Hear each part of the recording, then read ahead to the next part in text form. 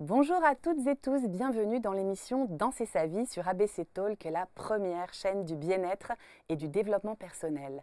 Les petits ruisseaux font les grandes rivières. Je crois que cette phrase pourrait bien résumer les chemins de persévérance de mes deux invités.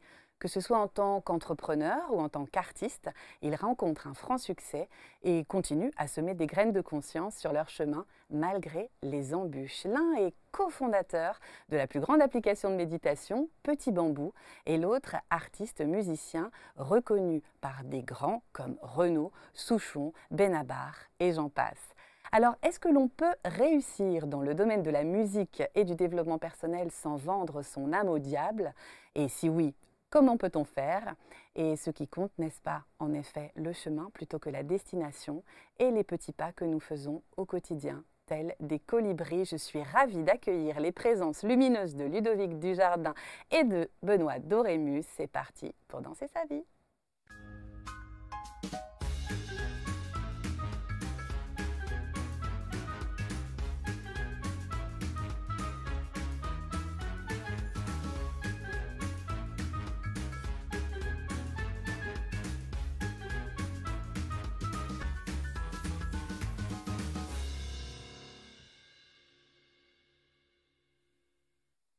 Alors j'aurais bien voulu une intro un petit peu plus rock'n'roll, hein, mais bon voilà, c'est le générique. Bonjour Ludovic Dujardin. Bonjour Gaël. Comment ça va? Eh ben, ça va bien. Est-ce que tu es bien installé sur le canapé d'ABC Talk dans mon salon? Écoute, vous m'avez accueilli de manière hyper sympathique et le salon est hyper confortable. Donc effectivement, je me sens bien en fait. Bon, Merci, super, merci d'accueillir. infiniment d'avoir accepté mon invitation. Aujourd'hui, tu es aux côtés de Benoît Dorémus. Benoît, bonjour. Bonjour. Comment ça va? Mais pas mal. Pas mal, Ouais. bien installé aussi. Très bien. J'ai un canapé pour moi tout seul. C'est Bah parfait, oui, c'est ah parfait. c'est important pour nous l'accueil sur Mhm. ABC Talk. Alors aujourd'hui, je vous ai réunis tous les deux parce que selon moi, votre chemin est celui de la persévérance. En tout cas, vous avez entrepris dans le bien-être, alors je dis au sens large, et dans le milieu de la musique, et cela se ne fait pas toujours de manière extrêmement facile. Ludovic, donc cofondateur d'une application très connue, la plus connue dans le domaine francophone, Petit Bambou. Ouais. Mais alors, avant tout ça, il y a eu 7 autres entreprises, parce que tu es avant tout un entrepreneur, Ouais. jusqu'à cette histoire d'une page Facebook qui donne aujourd'hui combien d'abonnés à l'application? Voilà, il y a 10 millions de personnes, on 10 arrive millions tout de juste, personnes. un tout petit peu en dessous de 10 Ouais. millions de personnes qui utilisent notre application. Mm. Oui, oui, c'est beaucoup. Et comment c'est né tout ça? Alors raconte-nous la genèse de cette application. Bah, alors, c'est né d'une intention en fait. Au début, Petit Bambou c'était un projet qui n'était pas une entreprise, c'était un projet donc, pour le coup personnel. Mon associé n'était pas encore dans l'aventure, qui était basé sur une page Facebook et j'avais comme intention d'essayer d'égayer ou de faire pointer le projecteur de l'attention des gens sur des choses positives qui leur arrivent. Ok. Et donc ça c'était, genre je me trompe toujours dans les dates, mais 2011 il me semble. Et j'ai connu un franc succès sur Facebook à ce moment-là, et donc il y a presque 1 million de personnes qui m'ont suivi. Et donc je suis devenu un peu malgré moi, parce que c'était pas censé ni devenir une activité importante, c'était simplement un projet personnel. Ok. C'était Je pour suis- toi, quoi. Enfin, Ouais. pour toi et la contribution autour. Exactement. Et alors l'idée, c'est le mot influenceur n'existait pas, mais je me suis retrouvé malgré moi dans cette posture-là, sans savoir vraiment ce que j'allais en faire. Et d'ailleurs, je voulais rien en faire. Et donc du coup, au fur et à mesure du temps, cette communauté s'est orientée un peu philosophie, parce que je me suis appuyé quand même sur des écrits des gens qui parlent de bonheur, de liberté, depuis, je me dis, il y en a qui écrivent ça depuis 3 ou 4 000 ans et qu'on lit encore, c'est qu'ils n'ont pas dû dire que des bêtises. Donc aussi pour légitimer ce que j'étais en train de publier. Et puis Benjamin, mon associé, dans Petit Bambou, est venu me voir en me disant, bah, ce que tu essayes de faire avec ta communauté, si on lui met de la méditation, en fait, on va avoir un impact beaucoup plus important. Parce que la méditation étant un entraînement attentionnel, et moi voulant essayer de faire en sorte que les gens arrivent à mettre le projecteur de leur attention sur le positif, en fait, la méditation est un très bon outil. Et c'est à partir de ce moment-là que j'ai abandonné cette idée que c'était juste un projet altruiste pour rien, side, enfin, qui était à côté de mes activités professionnelles, pour en faire mon métier, en fait, avec Benjamin. Donc tu méditais pas au début, ça veut dire? Je méditais pas du tout. Et toi, Benoît, tu connais la méditation? Est-ce que Petit Bambou, ça te parle? Ou est-ce que tu as déjà pratiqué aussi la méditation? Alors, est-ce que j'ai pratiqué la méditation? J'ai fait 2-3 séances de yoga. Alors, on est un peu entre les deux, mais vraiment, j'ai trempé le bout du doigt comme ça, mais ouais, petit bambou, bien sûr, je connais, tu vois, sans être un initié, j'ai l'impression que tout le monde connaît. Pour moi, ça résonne, c'est comme Blablacar, c'est comme ces trucs à succès français. Donc bravo, bon, Oh, c'est ben, un grand énorme merci. boulot, mais oui, non, je connais, et je connais des gens qui l'utilisent aussi. Ouais. D'ailleurs, la méditation, est-ce qu'on peut redire peut-être, alors les gens qui regardent ABC Talk en général, ils sont très sensibles, mais bon, je pars du principe que peut-être les gens qui nous écoutent ne connaissent pas la méditation, donc Ouais, c'est alors, quoi? c'est hyper compliqué parce que personne n'arrive à être complètement d'accord sur ce que c'est. Donc chacun a sa propre perception de ce qu'est la méditation pour lui. Moi, la chose que j'aime bien dire, c'est que c'est un entraînement intentionnel. Alors, je sais que ça n'est pas faire le vide, ça n'est pas gérer ses émotions, ça n'est pas Se calmer. se non calmer, plus. ça n'est pas mieux dormir, Ni c'est- faire du yoga, en fait. ni faire du... Alors, la méditation fait partie intégrante du yoga. C'est-à-dire que le yoga, D'accord. c'est une pratique corporelle et on accueille de la méditation justement pour les ressentis, pour le projecteur de l'attention sur les ressentis corporels. Donc, il y a de la méditation dans le yoga, Ok. mais quand on fait de la méditation, on ne pratique pas de yoga. Ouais, c'est ça. Et voilà. Et donc, du coup, c'est un entraînement intentionnel pour moi, simplement revenir à ce qui se passe en soi, ses sensations physiques, là où on est. Là, par exemple, je suis avec toi et toi. Mm. Je ne C'est suis pas dans mes l'instant pensées. présent. L'instant présent, exactement. Donc accueillir ce qui est et réentraîner ça. Et c'est vrai que c'est devenu, ça connaît un franc succès en ce moment parce qu'en fait, on est quand même très, très, très challengé dans nos vies par ce que j'appelle les pollueurs attentionnels. On en a dans nos poches, hein, tu nous as demandé de les éteindre, par exemple. Et, les choses qui entraînent notre attention en dehors de notre intériorité. Et il y en a beaucoup plus qu'avant. Et donc se réentraîner à savoir ce qui se passe en soi, je pense que notamment pour la pratique artistique, c'est savoir ce qu'on a à dire, Ouais. s'écouter soi, ça fait partie des fondamentaux, je pense. Oui, non, mais bien sûr, mais créer, c'est une connexion à soi. De toute façon, Ouais. écrire, créer quelque chose, il faut. Il y a un petit moment où voilà, faut que ça vienne de l'intérieur. Donc, il faut comprendre ce qui se passe. Ouais. Exactement, exactement. Et donc du coup, c'est devenu un besoin qui est beaucoup plus important que ce que c'était que le besoin qu'on pouvait ressentir, j'imagine, au début du siècle dernier, où il y avait moins de polluants intentionnels, où on était plus connecté à sa réalité. Et là, les écrans nous emmènent en dehors de notre réalité, et donc c'est réentraîné a des impacts positifs pour chacun. Et puis laisse à chacun la chance, la joie, tout ça de découvrir ce que ça peut faire pour lui. Bien sûr, et puis on parlait juste avant de tourner commencer le tournage de l'émission, effectivement, même dans les concerts, ces petits objets que nous avons dans nos poches sont aussi sortis pour filmer les concerts, où du coup on n'est plus dans le moment présent. Et en même temps, la pleine présence, un musicien comme Benoît peut sans doute la connaître en jouant, en étant pleinement, cette pleine présence, on la connaît plusieurs fois par jour aussi. Absolument, c'est complètement faux de penser que la méditation est une nécessité. Oui. C'est complètement faux. D'ailleurs, on essaye, et je suis très vigilant à ça chez Petit Bambou, on essaie de ne jamais dire la méditation est bon pour toi. C'est à chacun de savoir si en soi, ce besoin d'entraînement intentionnel ou ce besoin de se reconnecter est à l'ordre du jour, et si on a l'envie d'aller s'entraîner dans ce sens-là. Mais c'est une démarche personnelle de chacun que de se mettre à la méditation ou non. Et je rêverais d'un jour de faire une campagne de pub qui dit télécharger l'appli ou pas. Ouais. Voilà. Parce qu'on n'est personne chez Petit Bambou. Oups, j'ai touché le micro. Pardon. on est personne chez Petit Bambou pour dire que la méditation est bien pour toi. Mais c'est quand même un entraînement. C'est un entraînement. Donc on progresse, on commence, on n'y arrive pas trop et on progresse petit à petit. Alors en fait, on dit en méditation, on est toujours débutant. Il n'y a pas vraiment de notion de progression. Ce qui est sûr, c'est qu'on apprend à vivre les moments de méditation un petit peu différemment au fur et à mesure de la pratique. Et donc, plutôt qu'entraînement, moi, je préfère pratique. C'est quelque chose qui se fait, ça se lit pas, ça s'expérimente, ça se vit, ça se découvre. Et on voit qu'en fait, effectivement, on change de façon de méditer au fur et à mesure de nos pratiques de méditation. Souvent, au début, on est très angoissé par les silences, par exemple, dans les méditations. Et souvent, ce qu'on constate, mais ce n'est pas toujours le cas, c'est que les silences ensuite deviennent les moments les plus agréables d'une méditation. Donc pour les méditations un peu plus avancées, un peu plus longues, il y a plus de silence et qui sont des moments vraiment qui sont assez puissants en fait. Parce que progresser, ça voudrait dire qu'il y a un objectif à chaque méditation, alors qu'en fait, il n'y en a pas. D'accord. Excuse-moi. C'est le lâcher prise de l'objectif, c'est ça en fait. C'est la pleine présence. On ne médite pas pour quelque chose. Et c'est vrai que c'est un peu confusant parce qu'on voit un peu partout méditer pour mieux dormir, méditer pour...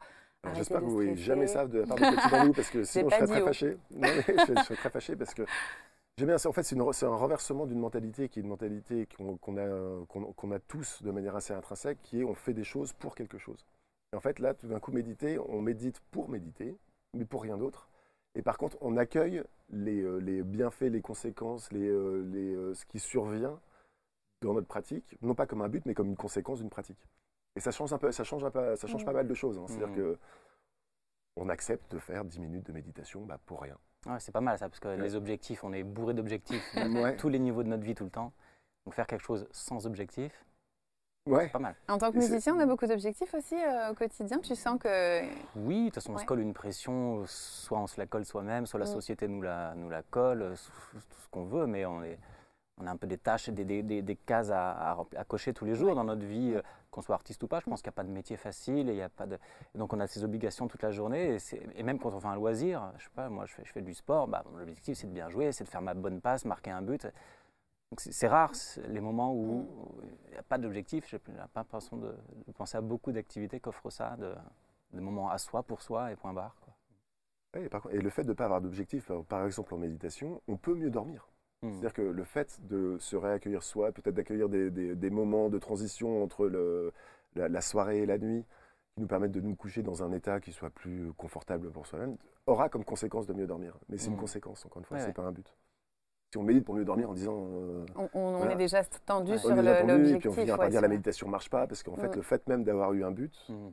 fait qu'on s'est mis dans un état de stress qui fait qu'on ne peut pas accueillir la conséquence de la méditation sur le calme intérieur que ça va nous apporter juste avant de dormir. Donc c'est pour ça que c'est compliqué à expliquer la méditation. En fait, c'est toujours avec plein de mots. Les gens disent, mais vous C'est ne une pouvez pas définir ça pratique. simplement. C'est une pratique d'entraînement attentionnel. Voilà, je pense que c'est a priori. Jusque-là, on est à peu près tous d'accord. Jusque-là, oui, c'est vrai. Et ce qui est intéressant aussi, c'est que tu parles de la puissance de la communauté, en tout cas dans l'histoire de Petit Bambou. C'est-à-dire que ça commence par une page Facebook avec des gens qui suivent. Cette communauté-là, elle est très importante aussi, Benoît, actuellement dans ton travail, puisque c'est comme ça que tu as financé ton dernier album, Ouais. en ayant avant cela un parcours plus alors classique, je ne sais Ouais, pas ouais, si le c'est mot ça. est juste. Est-ce qu'on peut expliquer ce cheminement? C'est-à-dire que toi, tu commences à jouer à l'adolescence, c'est ça? Oui, moi, l'écriture, l'amour des mots de la langue française, raconter des histoires, tout ça, ça m'anime depuis que je suis petit. Donc, ça a toujours été un objectif de vie, mais sympa, un rêve même au début. Puis après ça se concrétise, ça devient un métier. Mais c'est un métier qui a beaucoup changé parce que moi, voilà, j'ai commencé à chanter en 2003, ça fait pile 20 ans. Et donc, ça veut dire avant les réseaux sociaux, avant le streaming. Bon, évidemment qu'Internet existait, mais quand même, ce n'était pas le même monde. Donc, les réseaux sociaux ont tout changé. Internet a tout changé. Internet a à la fois fait beaucoup de mal aux maisons de disques et à la fois permis à créer de nouveaux outils. Et en l'occurrence, moi qui me suis retrouvé sans maison de disques, justement, Internet m'a permis de faire 2 fois de suite, pour 2 albums, des financements participatifs, c'est-à-dire m'adresser directement aux gens qui me suivent, qui aiment ma musique. Voilà, j'ai appelé ça des albums bio, c'est-à-dire du producteur au consommateur directement, même s'il y a toujours une question financière parce qu'on n'a rien sans rien. Mais voilà, Internet a permis d'autres outils comme ça pour exister autrement, qui n'existaient pas il y a 20 ans. Parce que l'existence de ton parcours, en fait, le moment où tu deviens connu, c'est aussi parce qu'il y a un père, enfin plusieurs pères, plusieurs musiciens, mais surtout un, Renaud, qui te repère justement et qui se dit, ce petit-là, il a du talent, je vais l'aider. Ouais, c'est une très belle rencontre qui a beaucoup changé de choses. Je chantais déjà depuis 2 ou 3 ans avant de rencontrer Renaud. Ce n'était pas encore mon métier, ça le devenait. Je commençais à avoir mes petits rendez-vous à droite à gauche, à me faire un petit nom, mais sur la petite scène. Donc c'est dans parisienne. les cafés, les petites... Ouais, c'est ça. c'est Voilà, ça. les premiers mois, les premières années, moi j'étais juste très content de jouer, assez fier de moi, de l'avoir fait, parce que je viens pas d'une famille de musiciens, il fallait quand même se lancer, donc j'allais chanter dans les bistrots avec ma guitare et 2 musiciens, puis un petit noyau d'amis s'est créé, qui venaient, qui revenaient, qui amenaient d'autres amis, donc ça c'est une période de 2-3 ans comme ça, assez chouette. Donc pour moi, de liberté, d'expression, de découverte, de rencontre aussi, parce que j'étais un jeune Parisien, donc voilà, des années super riches, et puis le temps passant, je voulais vraiment en faire mon métier. Et la rencontre de Renaud a fait qu'il y a eu un avant et un après. C'est-à-dire que lui a eu effectivement un coup de foudre pour mes chansons. Et pour résumer, un jour, donc il découvre ce que je fais. Il m'appelle en me disant, mais t'as un producteur? Je dis non. Il me dit, bah maintenant t'en as un. Ça s'est passé comme ça, pour de vrai. Alors c'est une rencontre qui a été longue en péripéties, enfin riche en péripéties, mais voilà, Renaud, je lui dois énormément. Il a produit mon premier album, donc il a tenu parole, et puis on a aussi partagé beaucoup de choses. Et donc voilà, donc ça m'a lancé, ça m'a ouvert justement les portes des maisons de disques, et ça m'a permis d'en faire mon métier, d'en vivre, et d'en vivre jusqu'à ce jour. Quand tu parles de cette période dans les cafés, tu parles de la liberté, de la créativité, alors qu'on s'attendrait plutôt à ce que ce soit un peu la galère du musicien qui joue. Oui, mais c'est une galère à 22 ans, c'est pas de la galère, Ouais. c'est génial, on s'en fout, quoi. Oui, je gagnais, à la fin des concerts, je faisais passer le chapeau. Donc, je faisais les premiers concerts et puis on récolte 200 € le premier concert parce que toute la famille est venue et les copains, et puis un peu moins celui d'après. Mais je m'en fichais. Alors, ce qui me permettait de m'en fiche, c'est que j'avais bossé déjà avant, donc j'avais un peu de sous de côté. Voilà, donc j'avais pas une épée de Damoclès économique au-dessus de la tête, j'avais un peu de temps devant moi. Et donc, non, que de la liberté, du plaisir, vraiment le plaisir pur, quoi. Le plaisir même je sais pas, d'acheter de nouvelles guitares, de rencontrer un tel, de parler musique, de découvrir des choses tout le temps. J'en ai un souvenir comme ça de cette période. Et puis aussi de comprendre comment le métier marche. Très vite, moi, je me suis intéressé, mais c'est quoi un tourneur, c'est quoi un éditeur, c'est quoi un producteur, c'est quoi la différence entre un éditeur et un producteur. Donc, j'avais acheté une sorte d'annuaire qui s'appelait l'Officiel de la musique à l'époque. Et puis j'adorais voir, mais alors, tel artiste, il est produit par lui. Ah, mais d'accord, c'est lui qui fait la tournée. Enfin voilà, le fait de m'intéresser à ça aussi m'a permis de tout apprendre et de me former sans le sentir en fait. Et donc, une fois qu'il y a la rencontre avec Renaud, tu rentres dans ce circuit-là, du coup. Renaud, produit, Renaud produit. Via Renaud, je signe en maison de disques. La maison de disques EMI à l'époque, qui maintenant est devenue Warner. Mais voilà, donc je rentre un peu dans la cour des grands. Et voilà, où ça devient mon métier, ça devient un budget, un enregistrement et une vraie sortie du premier album. Où là, je découvre effectivement, j'allais dire l'envers du décor. Le lapsus. On va pas relever, non, mais justement, Benoît. non, j'ai entendu le lapsus aussi, mais c'en est pas un. C'est une autre manière de comprendre les choses, de vivre le métier. Voilà, ce truc un peu très libre que je connaissais, là, devient un petit peu plus sérieux, voilà, avec un peu plus d'objectifs, avec une petite pression quand même de maison de disques, mais justement, Renaud m'avait dit le jour où on a signé, tu signes avec le diable aujourd'hui pour me taquiner, quoi. C'est pas vrai du tout, j'ai jamais ressenti ça, j'ai jamais revu les maisons de disques comme le grand méchant loup, tu seras plus libre. Moi, je suis toujours parti du principe que si une maison de disques s'intéresse à ce que je fais, c'est qu'elle aime ce que je fais, donc elle n'a pas envie de le transformer, elle a envie que ça marche, ça c'est autre chose. Mais si elle s'intéresse à moi, c'est pas pour me dire faut mettre bleu à la place de rouge et mettre un ré à la place d'un sol. Ils me font confiance et ça, je me suis toujours senti respecté pour ça. Libre aussi dans ta créativité, dans ouais, ce que tu parce voulais que proposer. bien sûr, après, on a un directeur artistique, on travaille avec des gens, mais en bonne intelligence. On veut bien faire, on veut faire un chouette album, on réfléchit ensemble, on se trompe pas, mais moi, j'ai le souvenir d'une aventure humaine, c'est un truc qui me manque aujourd'hui. Ouais. Là, je suis redevenu très indépendant, un peu trop, et c'est un métier plus solitaire que quand j'étais en maison de disque aujourd'hui. Moi, j'aimais bien le côté aventure humaine, le côté travail d'équipe et chaîne de mails et machin. Il y avait un truc, plein de monde autour de mes chansons, c'était chouette à vivre. L'esprit d'équipe, l'esprit rock'n'roll. Toi, tu fais de la musique aussi, Ludo. Tu es guitariste et bassiste, c'est ça? Ouais. Plutôt dans un autre registre musical, même si tu aimes beaucoup d'autres styles de musique. Oui. Oui, c'est vrai que je suis musicien, je suis guitariste depuis, je te disais ça dans ma présentation, depuis que j'ai cru que le grunge était la musique nécessaire au monde, c'est-à-dire à peu près vers 16 ans, quoi. On l'a tous cru. On l'a tous cru, ouais, on l'a tous cru. Je le crois encore d'une certaine façon. Je le crois encore d'une certaine façon. C'est parce qu'il y a une expression de liberté aussi dans cette musique-là en tout cas moi, qui m'a parlé. Et donc je suis guitariste dans un groupe que j'ai monté quand j'étais adolescent, qui existe toujours, mais on est très amateurs. Avec les mêmes membres, ça, vous n'avez pas changé la configuration du groupe? On a changé plusieurs fois de chanteur. On a changé plusieurs fois de chanteur parce qu'en fait, on est parti faire nos études, il y en a qui sont partis à l'étranger. On a arrêté pendant quelques années aussi parce que je suis parti travailler aux États-Unis. Voilà. Et puis en fait, on s'est reformé là allez, ça fait 10 ans maintenant. Et puis on écume les bars en fait, hein, c'est ça qu'on fait. Et puis je viens de rejoindre un autre groupe en tant que bassiste. Donc là, ce groupe-là, c'est très hard rock. Hein. C'est très hard rock. En ce moment, notre chanteur, il est plutôt dans une veine No One Is Innocent, si vous voyez ce groupe. Donc c'est de la chanson française assez engagée, assez politique, assez. Et texte en français alors? Texte en français. Et on découvre ça. On découvre ça. Avant, on était en anglais et on découvre ça là depuis une bonne année. Et le processus, je buvais tes paroles quand associer des mots ensemble pour faire naître une certaine forme de beauté ou une émotion ou quelque chose est un processus qui est complètement fabuleux. Ouais, je découvre ça. Et voilà l'instant présent là. Là tu es dans l'instant présent. Quand tu cherches ta rime, ton truc, c'est génial. Et ça va mieux parce qu'on arrive à mieux, je trouve qu'on arrive à mieux passer ce qu'on veut passer là avec ce groupe parce que c'est quand même un groupe assez engagé, même si on est hyper amateur, amateur, donc en fait on n'aura pas d'impact. Mais ce qu'on chante, on parle d'une femme iranienne, on parle de migrants, on parle l'histoire d'un soldat russe. Et ce qui se passe en lui, parce qu'il n'a pas vraiment le choix d'être là, puis en même temps, peut-être qu'il est content d'être là aussi. Enfin bref, on parle des méandres de l'âme de gens qui vivent ce genre de situation.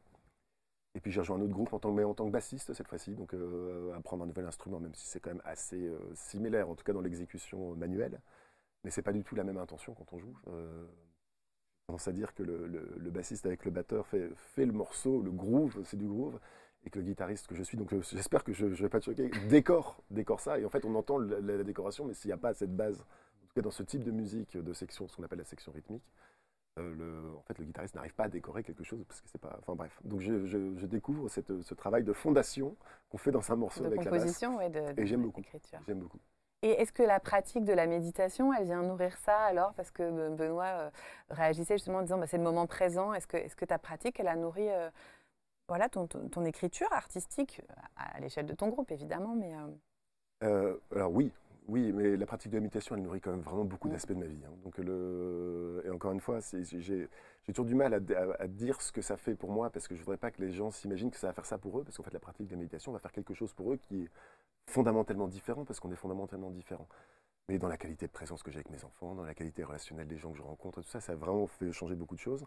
Et dans l'écoute de ma propre, alors ce que je veux dire est peut-être un peu zarbi, je ne sais pas si on a le droit de parler comme ça, mais j'ai découvert une nouvelle relation à la beauté Ok. avec par la pratique de la méditation. C'est-à-dire qu'une espèce de vibration intérieure auquel je n'avais pas accès, où quand je jouais de la musique, j'étais plutôt dans l'exécution de quelque chose, j'essayais de bien jouer, que ça soit beau, et puis maintenant, non pas que j'essaie pas de bien jouer, mais je suis plus à l'écoute de ce que ça me fait, en fait, et j'aime beaucoup, donc du coup on sort des gammes qu'on jouait pour peut-être mettre des notes un peu dissonantes, voir ce qu'elle fait, voir quel mot on pose dessus.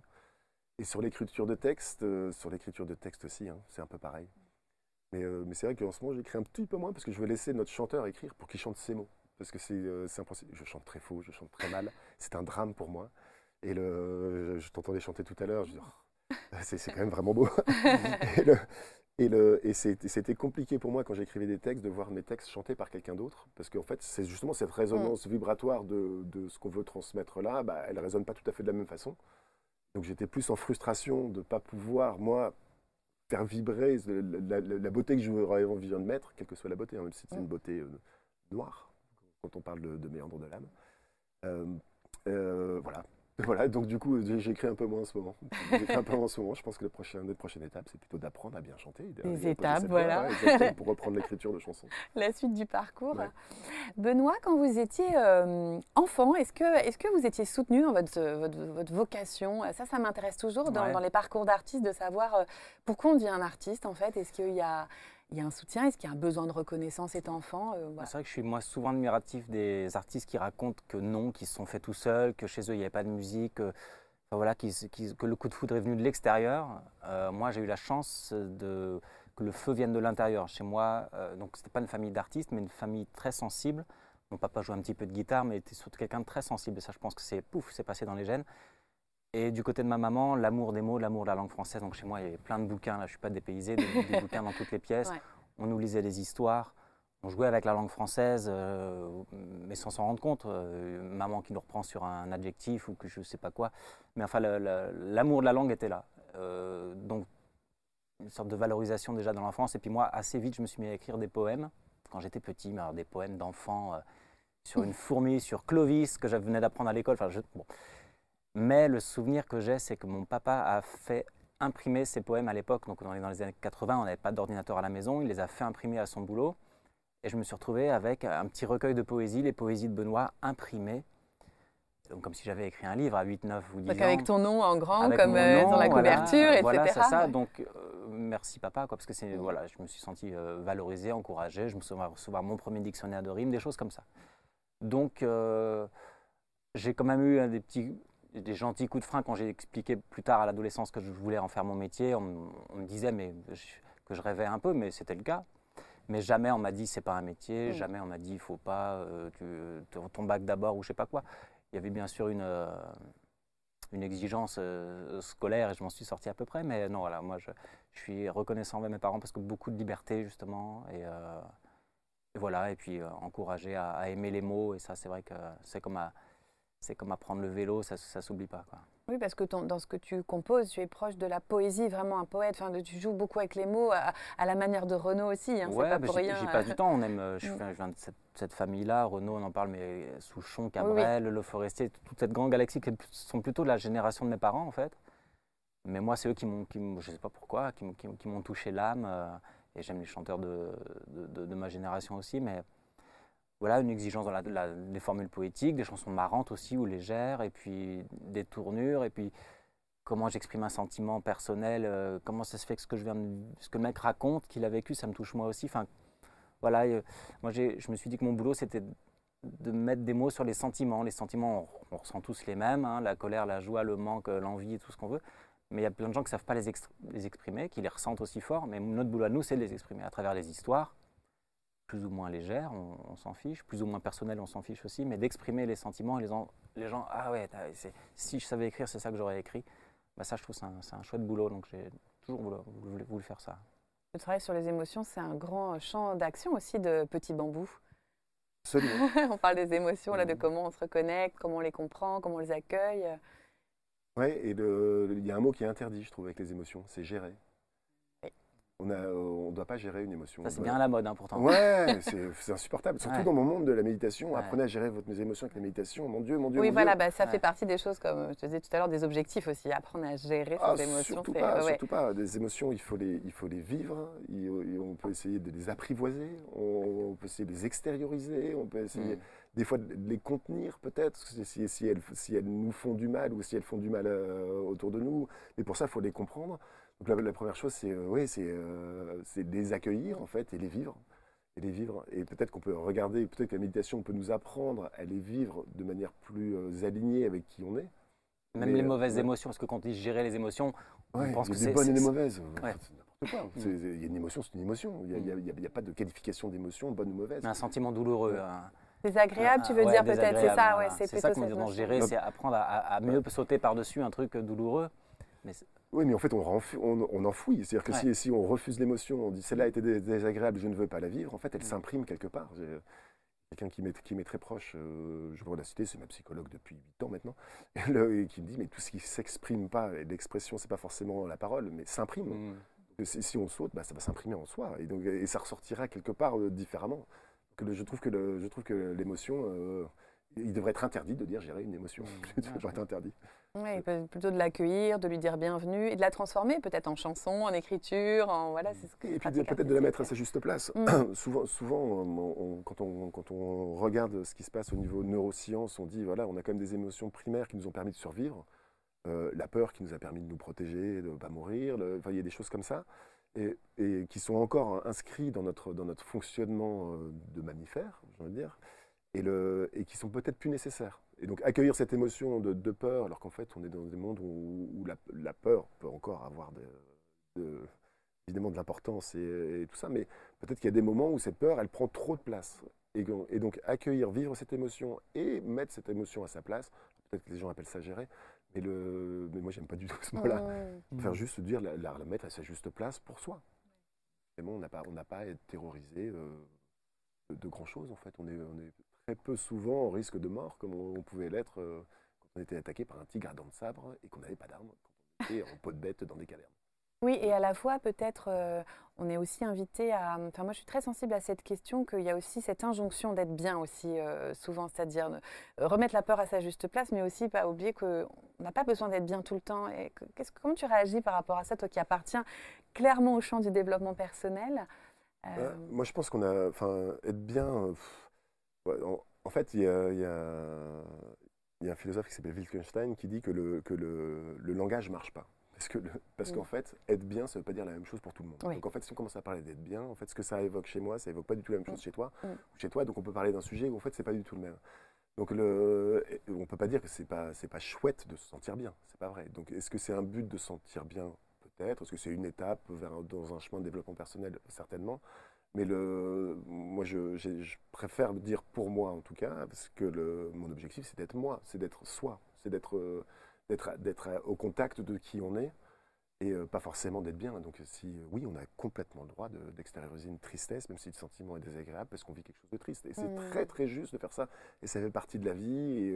Et chercher absolument à être bien dans la tristesse, bah Finalement, on peut juste Ouais. aussi accueillir d'être triste. Mm. Et puis extérioriser ça dans une chanson, ou extérioriser ça à la façon dont on a envie de l'extérioriser. Ou peut-être que l'extériorisation, là je vais peut-être faire un truc qui va être un peu compliqué, mais elle est très intérieure. Donc c'est pas une extériorisation, c'est intérioriser ça et dire, bah voilà, moi j'ai ça. C'est OK. Et c'est OK. Et c'est OK. C'est là. De toute façon, c'est là. Donc soit je fais un déni, soit j'accueille, mais c'est là. Donc être bien, je trouve que c'est une injonction qu'on a le. J'aime bien aussi remettre. Là, je fais des digressions parce que mon cerveau il fonctionne comme ça, il n'arrête pas de digresser. Quand tu comprends plus Bienvenue au personne. moment présent. Ouais, quand tu comprends personne. Et puis en plus, quand je dis que je fais des digressions, je perds la digression que je voulais faire, donc je suis encore plus perdu.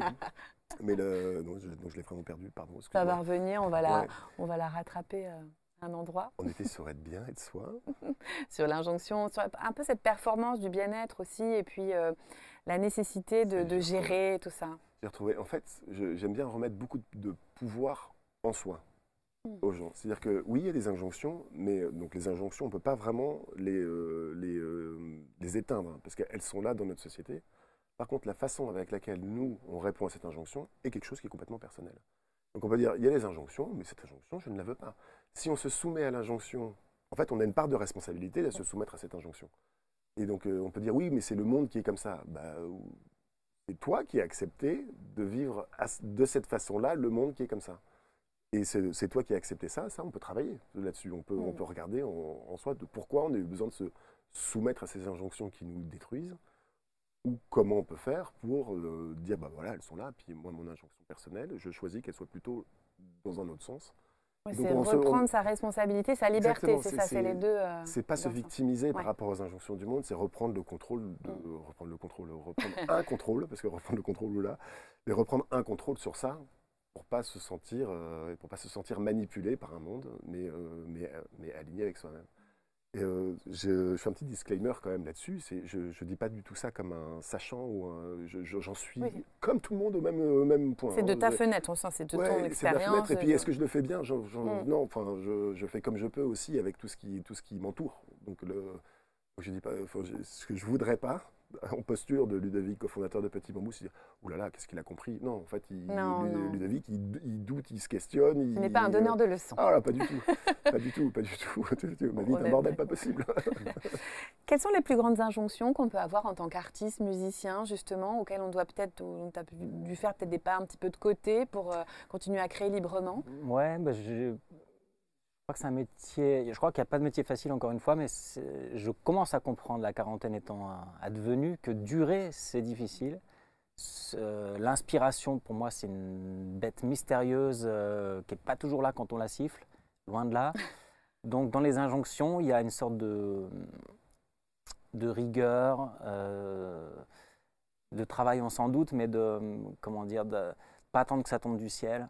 Je parle pour l'inspiration, voilà, donc s'atteler à la tâche. Si on attend que ça tombe tout seul, on écrit une chanson par an. Donc il y a un côté paradoxal où on a l'impression qu'il faut être inspiré, voilà, et à la fois non. Je dis ça parce que j'ai appris ça avec les années, que c'est un truc qui se travaille au quotidien, et c'est très dur de travailler au quotidien, justement. C'est ça qui est difficile, c'est de garder l'envie, d'y croire quand c'est pas là. Quand on est inspiré, on a l'impression que ça s'en ira jamais.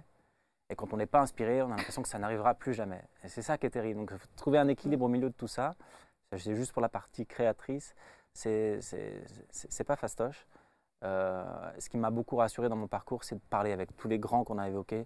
Et c'est le même ressenti pour tout le monde. Donc, qu'on ait du succès, pas de succès, qu'on soit débutant ou plus ancien, tout le monde connaît ses angoisses en fait, de page blanche, de j'y arriverai plus, j'y arrive pas, je ne sais plus faire. Donc, il y a un côté rassurant, on est tous un peu dans le même bain et chacun essaye de faire à sa manière, un peu comme pour la méditation. On fait comme on peut, quoi.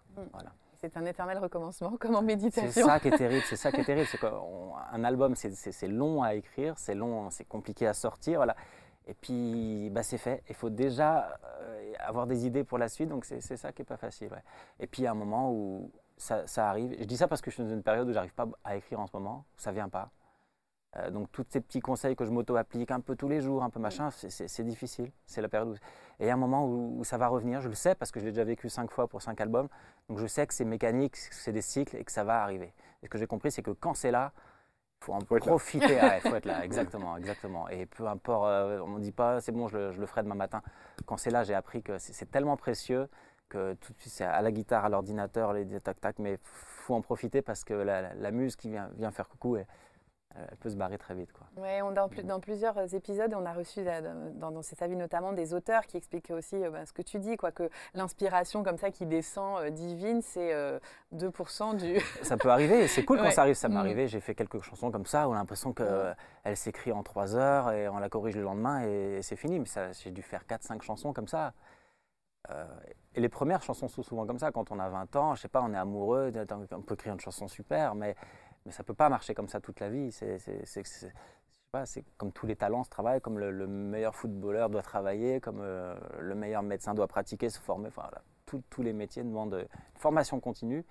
Mais nous, notre problème, c'est que ça vient de nous-mêmes. Donc, voilà, faut se nourrir de l'extérieur, mais être à l'écoute de l'intériorité. Et puis, enfin, c'est un drôle de machin, quoi, l'inspiration.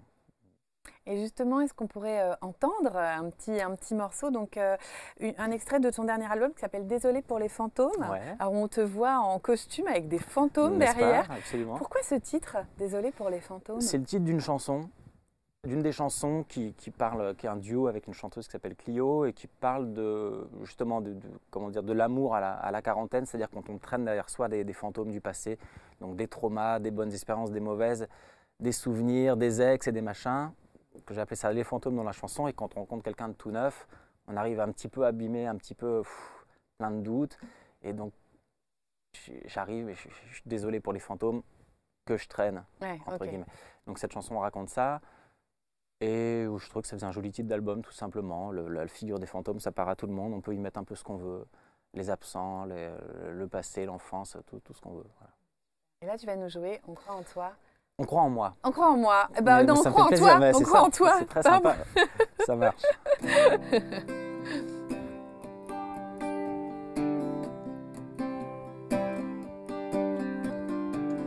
Ça fait 15 ans que je vide mon sac, ça fait 15 ans que je vide mon art, 15 ans que je tiens la note, ça fait 15 ans que je tiens la barre. Pour venir à vous, je navigue à vue, je n'ai pas la nostalgie de mes débuts. Je dis non, non quand on me demande si j'ai disparu, je dis oui, oui quand on me demande si je suis connu. Sur les photos, j'ai l'air d'un gamin, Renaud Benito, copain, copain. J'ai le même amour pour la chanson, juste indexé sur l'inflation, dictionnaire de rimes, de synonymes. Mon grand Robert, ma petite routine, je mets des synapses en compétition, à fond, les yeux au plafond. Si j'étais si chanceux, tu m'aurais déjà vu, mais si j'étais si mauvais, j'aurais pas tenu. Ça fait si longtemps, j'ai même plus d'angoisse. Je les ai blasés tellement le temps passe. Benito, bientôt un nouvel album. Benito continue, il faut. Elle est plus si légère, ma guitare en bois. Ça fait 15 ans qu'on croit en moi. On croit en moi. Tu crois en moi, ça me va. Mais à force de tenir la pancarte, j'ai une petite hernie discale. Mon rêve de gosse dans les pattes, intermittence et traitement local. Tout seul à l'hôtel, tout seul dans le train, je commence à râler tellement je me plains. Je m'engueule avec ma chanson française, mais le soir, on baise. Et même s'il n'y a pas toujours foule, il y a toujours une rencontre un peu cool. Il y a ceux que je suis content de revoir, il y a toute une histoire. Il y a que j'ai pu toucher des gens, comme Henri Dess, mon cœur d'enfant, comme Reggiani, mes 17 ans, et comme Gainsbourg, mes sentiments. 15 ans qu'on m'aime bien, qu'on me soutient, je suis déjà même revenu de loin, requinqué d'amour participatif, fait toute une tournée avec Francis. Je suis allé chanter l'amoureux transi, en indépendant, en tachycardie. J'ai appris et puis, j'ai encore appris, j'ai laissé des plumes aussi. Mais on croit en moi. Tu crois en moi, ça me va. Beaucoup d'appelés, peu d'élus. Beaucoup d'appels et trop peu lus. Et même si le passé pollue, des regrets, aucun. Beaucoup d'ego, d'où les dégâts. Beaucoup rigolé en tout cas. 15 ans de vannes à réaction, d'attente et d'allitération. Et je rame depuis si longtemps. J'ai des chansons en noir et blanc. Et Maxime m'a fait une musique. Et Alain, une petite visite. Je repasse l'accent sur mon B. Et il n'y aura jamais de plan B. Et je regarde dans la glace mon rêve de gosse en face. Ça fait 15 ans que je vide mon sac, ça fait 15 ans que je vide mon art. Alors, vacciné ou pas, je repars. Pour venir à vous, je navigue à vue, je n'ai pas la nostalgie de mes débuts. Je dis non, non quand on me demande si j'ai disparu, je dis oui, oui quand on me demande si je suis connu. On croit en moi. Tu crois en moi? Ça me va.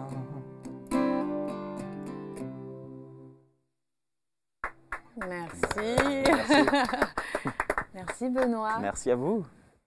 Je te voyais tapoter du pied, Ludo. Quelle réaction à cette chanson comme ça, dans l'émotion? Comme ça, dans l'émotion, c'est une... je frissonne, en vrai. C'est sensation corporelle, c'est pas vraiment une réaction, mais j'essaie de me raccorder à ce que je peux décrire. Elle est très bavarde, cette chanson. Ouais, elle est très bavarde. Je l'aperçois comme très très belle. Je n'ose même pas te regarder dans les yeux quand je dis ça. Ça me fait très plaisir. Je vois comme très très belle. Moi je suis touché par. Alors oui, je viens du monde du hard rock. Oui, je suis à 12 Hellfest. Oui, voilà. Mes références musicales sont beaucoup plus bruyantes que ça. Et en même temps, ce que je te disais aussi quand tu me demandais, je pleure quand j'écoute Linda Lemay, même si j'aime pas du tout sa musique, mais ses textes me déchirent. Et cette capacité que tu as de faire naître de la beauté comme ça, avec ta voix et cet instrument, là comme ça, ça me rend un peu jaloux presque en fait. C'est un sentiment qui est un peu négatif, mais c'est très très beau. C'est gentil, donc c'est que tu as pu t'identifier un tout petit peu alors que tes références musicales sont très différentes. Donc, et à la fois, c'est ce qu'il disait, c'est très éclectique aussi, parce qu'on peut faire le pseudo grand écart entre le Hellfest et Linda Lemay. Heureusement qu'on peut aimer plein de choses différentes. Ouais. Mais c'est vrai que c'est pas si... des fois, j'ai honte quand j'en parle à mes potes. Et puis ils se foutent de ma gueule. Entre deux répètes. Ouais, exactement. On va savoir ce qu'ils écoutent. Ouais, en fait. Ce qu'ils chantent sous la douche. Ouais, c'est ça. C'est vrai. C'est vrai, mais je trouve que dans toute expression de soi par une forme artistique, il y a quelque chose qu'on peut percevoir qui est de l'ordre de la beauté. Des fois, ça ne résonne pas parce que cette beauté-là n'est pas perceptible. Là, sur les frissons, ça ne se voit pas à la caméra, mais les frissons parlent pour la perception. Et puis peut-être qu'on peut accepter aussi que, bah oui, moi, j'écoute des trucs que les gens trouvent inaudibles et moi, j'ai trouvé une beauté et ça va très bien, c'est comme ça. Et ça ne nous définit pas comme étant... ça ne définit pas notre relation à l'art, en fait. Bien sûr. C'est donc les gens qui s'enferment dans « je suis métalleux, je n'écoute que du métal », je pense qu'ils passent à côté de beaucoup de choses, en fait, parce que c'est une posture intellectuelle et pas une posture sensitive. Donc, allez, j'ai dit que j'invitais personne à méditer, mais j'ai des envies de cela, méditer. Allez voir ce que ça vous fait, quoi. Allez voir ce que ça vous fait. Si ce n'est pas la méditation, faites autre chose. Mais pour se connecter à ça, parce qu'en fait, la vie est faite de cette vibration. Et je trouve que quand on a... Là, je me sens très privilégié d'avoir la chance d'avoir pu t'écouter là maintenant. Rien que pour nous. C'est gentil, ça me fait plaisir, parce que c'est pour le coup une chanson personnelle, mais sur le terme de la persévérance et tout ça, je sais que c'est une chanson qui a fait du bien à des gens qui sont reconnus, qui ont vu leur propre parcours dans des métiers qui n'ont rien à voir. Mais voilà, la vie est fastoche pour personne. J'ai fait troisième fois que je dis qu'il n'y a aucun métier facile. Là, en l'occurrence, c'est mon métier de chanteur, mais voilà, si ça parle à un prof, à un infirmier ou à un chômeur, c'est oui, chouette. et puis à ce regard, l'importance du regard de l'autre aussi. Alors, on peut passer son temps à le combattre, mais il y a aussi le regard bienveillant, la personne qui va aussi être le miroir valorisant. C'est un peu ce que dit ta chanson. On croit en moi, même quand je tombe, même quand c'est difficile, parce que tu dépeins aussi la solitude. Enfin, il y a des choses à des moments qui dépeignent la vie d'un artiste. La pression des gens qui croient en toi aussi. Moi, voilà, c'est ça. C'est vrai. Bah oui, on ne veut pas décevoir. C'est pour ça que le signer en maison de disque, à la fois, c'est des super souvenirs, puis à la fois, c'est bon, on te met sur le terrain, puis bon, tu as envie de marquer un but, tu as envie de bien faire, quoi. Donc, et de ne pas décevoir, effectivement. Et ça, c'est le temps de comprendre tout ce mécanisme, ça prend un peu de temps, quoi. Moi, j'admire énormément les chanteurs, ou les acteurs d'ailleurs, mais qui font des carrières hyper jeunes. Moi, cette histoire de maison de disques et de grands bains, ça m'est arrivé, j'avais 25-27 ans, donc jeune adulte, quoi. Il y a les gamins qui deviennent comme ça propulsés à 18-20 ans. Et je pense aux Beatles, tout ce qu'ils ont fait, ils ont commencé, mais George Harrison avait 17 ans. Et ils arrêtent les Beatles, ils ont fini, ils n'ont même pas 30 ans, et ils ont fait un truc comme ça, voilà. Comment on vit ça en étant si jeune, c'est un truc qui m'a... Parce qu'il faut être solide pour supporter cette pression, soit de l'extérieur, soit celle qu'on se met. Et le succès aussi, le succès c'est quelque chose qui n'est pas évident, même le succès de Petit Bambou, le succès, est-ce que parfois c'est... Non, tu parles du succès, tout coup, c'est plus moi. Non, non, non, oh non, non c'est pas vrai. Elle dit dans l'intro les parcours de succès de mes deux invités. Non, pas du tout. Non, mais le grand succès, j'ai vu arriver à des amis proches et je sais que c'est difficile aussi. Moi, j'ai eu un succès d'estime, une reconnaissance et c'est génial. Et la pression du succès, je peux que l'imaginer, le vrai gros succès. Ouais. Mais en même temps, quand tu fais des premières parties, tout ça, oui, c'est lui qui dit tout seul. Hein, moi, mais quand tu fais des premières parties aussi, tu as fait les premières parties de Renaud, de Cabrel aussi, enfin, tu as écrit pour des grands. Oui, mais justement, et c'est aussi justement déjà, d'approcher ces gens qui sont des énormes stars, ça fait aussi, c'est encore une autre manière de faire ce métier. Et c'est pour ça que je disais que durer, c'est difficile, c'est que ces mecs-là, pour le coup, ils ont une pression supplémentaire, que celle de millions de gens qui te connaissent, qui te suivent, qui t'écoutent, qui attendent la suite. Moi, c'est juste continuer à faire ça parce que j'aime bien ça, c'est ça mon quotidien. Quoi. Comment tu gères ça, toi, Ludo, du coup Comment je gère ça, le succès? En fait, déjà en le remettant à sa place, le succès, parce que bon, c'est un succès qui dépend évidemment pas que de moi, mais qui dépend aussi de la contribution de plein de gens, dont toi d'ailleurs à l'application. Donc du coup, c'est réussir, accepter l'idée que c'est un collectif qui fait ça. Donc finalement, il ne m'appartient pas vraiment ce succès. Donc je suis plutôt dans la gratitude du succès que dans la... C'est génial ce qui m'arrive. Et puis comme tu disais, tu as eu d'autres entreprises avant. Ouais, j'ai des échecs aussi. Et moi, je trouve ça super chouette de se confronter aussi à l'échec, parce qu'en fait, l'échec fait partie de la vie. Donc je trouve ça super intéressant, même voilà. Ça porte le succès en fait. Ce que tu dis, c'est que c'est du vent dans le dos, c'est positif en fait. Ouais, c'est positif, mais en même temps, je vais citer James Hetfield, qui est chanteur de Metallica, comme chacun sait ici autour de cette table. Donc ce concert de Metallica qui se passait à Bercy, il me semble, et il fait un petit speech entre deux chansons. C'est un gars qui est très torturé, qui passe par des phases, qui passe par des phases d'alcoolisme profond, de désintox, et c'est quelqu'un de pas très équilibré, et qui parlait de sa relation au succès justement. Et il terminait, alors je vais pas faire tout son speech parce que je m'en souviens plus vraiment, mais il terminait par "Fame is just another drug". En fait, le succès, c'est juste et j'ai pas bien compris, mais en réfléchissant, en fait, ça donne un shot d'adrénaline qu'on va rechercher constamment. Quand il est plus là, on est en manque, et en même temps, il ne nourrit pas, comme une drogue, en fait. Donc peut-être sortir de ça, en fait. On peut exister, j'espère, encore une fois, j'essaie de faire ça du mieux que je peux, mais de ne pas exister que par le succès de Petit Bambou. Ou de ne pas exister que par... Et donc c'est aussi s'entourer de gens qui ne sont pas que en admiration, qui est générée quand même un peu par le succès. Soit en lien avec toi, pour l'être humain que tu es, et pas avec ton étiquette de... Exactement. Et donc, mais c'est pas simple, hein, parce qu'en fait, comme il y a beaucoup de gens qui cherchent à devenir Metallica dans la musique, par exemple, je ramène toutes mes références. Voilà, en fait, ils sont regardés comme étant des totems de succès, et c'est comme si tout le monde aimerait être comme ça, quand on crée une entreprise, aimerait être un entrepreneur à succès. Et donc, en fait, moi-même, à ma humble mesure, parce que je me compare avec des gens qui sont quand même beaucoup plus grands que moi, je génère ça chez certaines personnes, il faut juste refuser ça en fait, dire que non, je suis juste un gars qui essaie de sur son chemin de vie à la rencontre de lui-même, comme tout à chacun, et point en fait. Et j'avais encore un truc mais c'est pas grave. Est-ce que ce qui garde peut-être, qui aide à garder peut-être la tête froide ou à rester aligné, c'est d'avoir le sens de votre contribution au monde, parce que toi par l'art, parce que tu défends, tu dis aussi ça peut toucher des gens. Donc est-ce que si on est bien aligné avec ça, pourquoi en fait on fait ça? Ah oui, de toute façon c'est des métiers gratifiants, ça c'est sûr. Les gens qui nous disent merci, puis faire quelque chose qui nous plaît, déjà un métier choisi, c'est déjà une chance dans la vie, et, par rapport aux gens qui ont un métier subi. Non, c'est bien sûr qu'on est porté par tout ça. Et puis, écrire une chanson et en être content, tout seul face à son ordi, ou que je la chante à mon chat, c'est le top. En fait, on n'a pas besoin de beaucoup plus. Et bien sûr, on a envie on l'envoie aux 5 copains qui comptent, mais c'est encore autre chose que de la mettre à disposition. Donc, il y a ce que ça procure comme satisfaction de créer quelque chose qui tient debout, qu'on prend plaisir à chanter pour soi. Et après, il y a le second plaisir, c'est de l'offrir aux gens. Et hop, il se trouve que ça leur plaît aussi. Alors là, c'est la cerise sur le gâteau. Et après, le succès public, c'est encore autre chose. Mais il y a beaucoup de satisfaction, en fait. Dans la création, c'est vrai.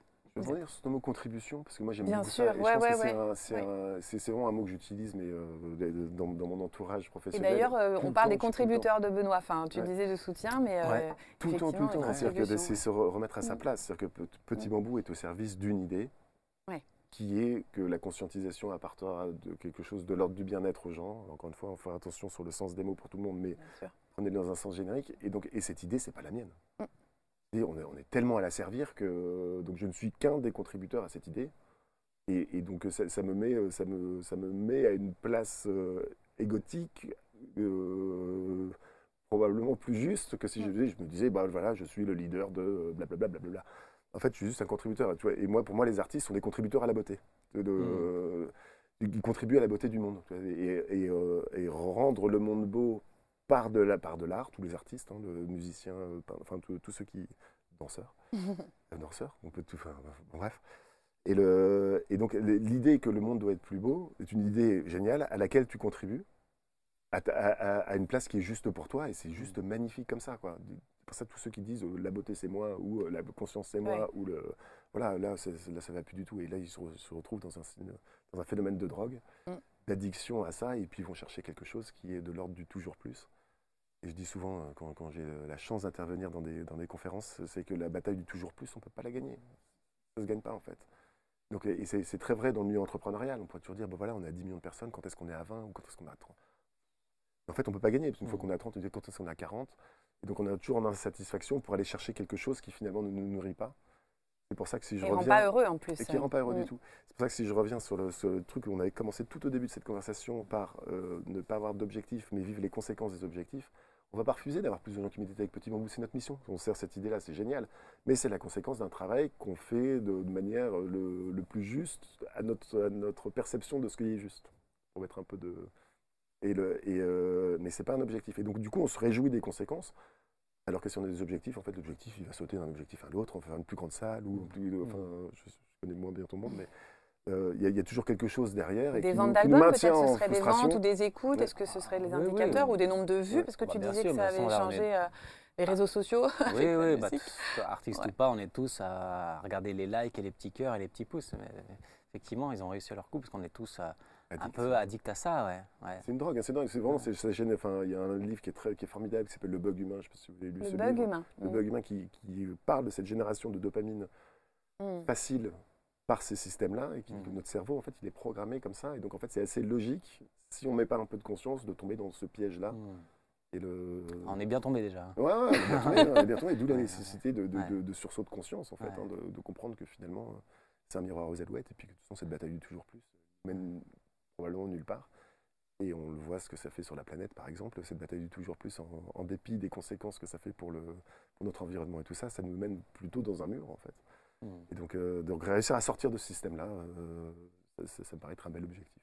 En tout cas, commencer par soi, c'est ça. On ne peut pas forcément bouger avec force les lignes, mais on peut commencer par sa petite contribution aussi, justement. Exactement. Quel que soit. Moi, j'aime bien cette notion aussi. Un jour, quelqu'un m'a dit fais-le à pleine puissance. Je n'avais pas compris, parce que puissance, il y a un côté puissance. Et j'ai pris l'image de l'abbé Pierre, parce que c'est fait partie des images qu'on a du mal à contester. Et c'est tant mieux comme ça. Et si lui, il n'était pas à sa pleine puissance, il aurait aidé 2 SDF ou 3 SDF. Et comme il avait une grande puissance, il a fait à sa juste puissance, mais pleine puissance. Ce serait été dommage que ce gars qui a cette puissance incroyable pour faire bouger les lignes ne le fasse pas à pleine puissance. Donc quand les personnes m'ont dit mais fais-le à pleine puissance, ça ne veut pas dire une très haute puissance, mais c'est à ma pleine puissance. Ce serait dommage que si je peux faire méditer 100 millions de personnes, que je ne le fasse pas, alors que je pourrais. Peut-être que je ne peux pas. Peut-être que je suis arrivé à ma pleine puissance et que c'est fini. Ça, je ne sais pas encore. Mais en tout cas, avoir cette idée de pleine puissance. Et si tu peux diffuser de la beauté par ta musique, fais-le à pleine puissance. Je veux dire, je me dis, je fais de mon mieux, en fait. C'est mon petit mantra à moi. Je fais de mon mieux. Et il y a des jours où le mieux, il est là, et des jours où le mieux, il est là. Mais vraiment, Et puis accepter, des fois, on n'est pas puissant. C'est ça, oui. C'est comme ça. Mais on fait quand même à pleine puissance là. Exactement, c'est ça. comment on fait pour persévérer quand ça va mal, quand on a des moments où c'est plus dur dans la vie d'un entrepreneur ou d'un artiste, quand on a envie de tout lâcher? Déjà, est-ce que ça vous est déjà arrivé d'avoir envie de tout plaquer et de dire stop, quoi? Moi, oui. J'arrête. Ah oui. Ouais. Si Ah oui. souvent, si souvent. Hier, j'ai rangé mes fichiers sur mon ordinateur et j'ai revu une lettre de démission que j'avais écrite il y a 1 an et demi. D'accord. Et ça m'amusait de voir l'état dans lequel j'étais. Je l'avais écrit dans le but de ne pas l'envoyer, mais dans le but de structurer ma pensée pour que je lise tout ce qui n'allait pas pour moi. Moi, je pense qu'il faut se rejoindre justement à ce modèle contributif. C'est ce à quoi je contribue. Donc, quand ça ne va pas, je me dis, voilà, je contribue à ça. Et ça, c'est assez solide, en fait. C'est que moi, j'ai envie de contribuer à ce que je fais avec Petit Bambou, enfin, ce que Petit Bambou apporte au monde, aux francophones, Ouais. enfin, à ma puissance. Et j'ai envie de contribuer à ça. Donc, quand ça ne va pas, c'est accueillir que ça ne va pas, accueillir que l'énergie est basse, mais me réchauffer à cette idée que je contribue à quelque chose que j'ai choisi. Ouais. Que j'ai choisi et voilà, et puis laisser le flow revenir doucement, parce que des fois on a moins d'énergie. Voilà, c'est comme ça. Et toi, Benoît, comment tu fais quand... C'est un peu ça. Moi, j'ai Ouais. commencé à comprendre que c'est des cycles aussi, donc que ça va revenir. Donc il y a une histoire de patience et de lever le pied. Voilà, comme je disais tout à l'heure, l'expérience des illustres chanteurs que j'ai pu fréquenter me montre aussi que c'est pas moi qui sais pas faire, pas moi qui suis nul. C'est que c'est comme ça pour tout le monde. C'est dur d'écrire une chanson, sinon on en ferait 300 par an. C'est dur de monter sur scène, c'est dur de tout. Donc voilà, une petite tolérance à avoir envers soi-même et pas se flageller. Voilà, c'est aussi des métiers de patience, c'est des cycles. Et les autres, on fait tous comme on peut. Et les autres sont ni plus nuls ni meilleurs. Enfin voilà. Donc c'est quand même. Et puis aussi se retourner un petit peu et se dire aussi que c'est quelque chose que j'ai choisi. Moi, les moments où j'ai envie d'arrêter, j'essaie de me souvenir aussi pourquoi je l'ai fait. Donc le pourquoi, là encore, c'est ce qu'on disait, la contribution. C'est un peu ça. Oui, rejoint ça. c'est ça, c'est ça. Et puis à l'échelle de ma propre vie, le petit bonhomme que j'ai pas trahi, le petit garçon qui voulait faire ça à 8 ans, 10 ans, à 15 ans, à 20 ans, il aurait pu m'en vouloir d'arrêter. Je serais plus là à mon âge, me dire ah, si j'avais tenté le coup, si ça se trouve ça aurait marché, ou qu'est-ce que je suis malheureux, j'aurais dû faire des chansons. Enfin, donc voilà, moi je sais pourquoi j'ai eu envie de faire ça, et dans les moments de doute, c'est quand même sympa de pas avoir de regrets. Voilà. Tu te recables à l'énergie de ce que tu voulais. Et puis Ouais, est-ce que tu mesures aussi de temps en temps vraiment le chemin parcouru en disant quand même ouais, c'est ça. Oui. Non, je suis assez fier de ça. Ouais. Assez fier de ça. J'ai des gens suffisamment de gens qui m'aiment pour financer mes albums comme ça, en indépendant. C'est pas quelque chose que j'aurais pu imaginer faire il y a 10 ans. Il y a 10 ans, j'avais le modèle maison de disques et c'était comme ça. Donc j'ai changé mon regard, j'ai appris un autre métier qui est celui de producteur. Donc, et c'est un choix, ça? Est-ce que ça part d'un ou ça Non, part c'est les d'une deux. Moi, situation qui... Non, c'est difficile pour quelqu'un comme moi c'est difficile de trouver une maison de disques dans les années 2015-2016. J'ai essayé, j'ai un peu frappé à toutes les portes, mais on m'a fait comprendre que mon heure était passée et que je n'avais pas vendu assez d'albums pour les intéresser, quoi. Pour parler crûment, c'est ça, parce que c'est des gens qui peuvent avoir de l'estime pour ce que je fais.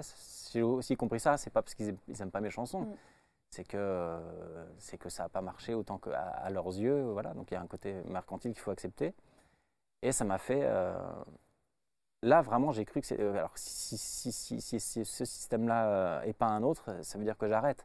Et l'idée d'arrêter était insupportable. Moi, j'avais mes chansons prêtes dans mon ordi. J'en pouvais plus justement de les chanter à mon chat. On me les réclamait. Je recevais des messages, c'est quand l'album, c'est quand l'album. Le chat a lancé la campagne de... Mais c'est une bonne motivation. Ça devenait insupportable de ne pas sortir ces chansons. Donc, on ne peut pas vivre avec quelque chose d'insupportable. Donc, qu'est-ce qu'il faut faire? Créer une structure. Allez, vas-y. Donc, je me retrouve maintenant avec une part d'administratif dans ma vie qui est énorme parce que je gère tout l'envers du décor. Mais j'ai appris à faire ça. Et le Benoît d'il y a 10 ans ou d'il y a 15 ans, il sera, je pense, assez fier de moi, fier de lui. Justement, je n'ai pas osé tout de suite vous poser la question, mais plusieurs fois vous avez fait allusion à votre âge. Nous sommes tous les trois ce qu'on appelle des quadras. Je voudrais savoir comment vous... Est-ce que cette période-là, pour vous, elle suscite des questionnements? On dit alors crise de milieu de vie, ou en tout cas, voilà, il y a tout un tas de chemins, d'expériences. Comment vous vivez ça, Ludo? Est-ce que c'est une période... 8 ans de psychothérapie. D'accord. J'ai 47, tu vois, donc j'ai dû commencer à 39. Oui, moi, c'est une période que j'adore, en fait. Ouais, pareil. Ouais. Moi, je suis beaucoup mieux dans mes pompes maintenant qu'il y a 10 ou 15 ans, justement. Ouais. Ouais, parce que tu vois, je vois, il y a le bouquin de Frédéric Lenoir sur Jung. Là, moi, la thérapie que je suis, thérapie jungienne, et j'adore cette modélisation de se dire qu'on s'est soumis ou qu'on a choisi pour être accepté socialement des masques, en fait, ou des adaptations de notre propre personnalité à ce qui était attendu par nos figures d'autorité, nos parents, nos profs, que sais-je, la société. Et que l'heure est venue de faire le bilan de ça. Est-ce qu'on est OK avec ces masques ou pas, et je trouve qu'on a cette période de transition de milieu de vie, comme dit Christophe Forêt, je préfère cette formulation à la crise de la quarantaine.